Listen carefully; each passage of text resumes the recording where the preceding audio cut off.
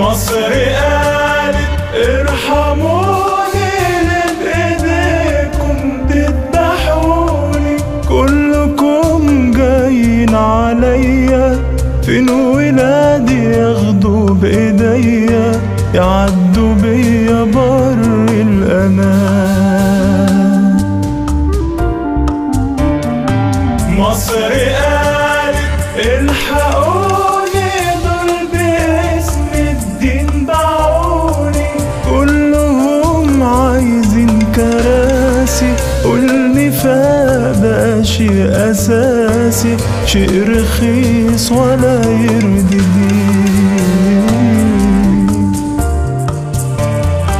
مصر قالت أيوة هانت، اصبروا ده اللي احنا فات، ابعدوا عن أي فتنة، هدفها بس يفكوا إيدنا، يزرعوا فيها الضمان. مصر قالت لا كفاية، كل ده كانت نهاية، مستحيل تغيير هيحصل إلا لما الفكر يكمل، وأملي في أعظم شباب.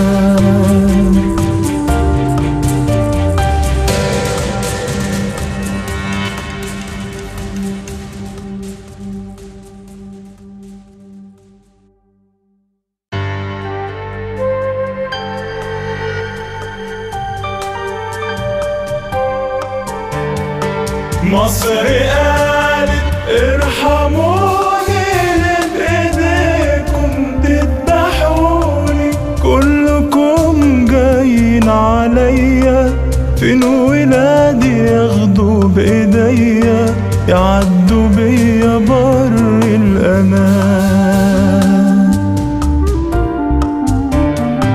مصر قالت الحقوني،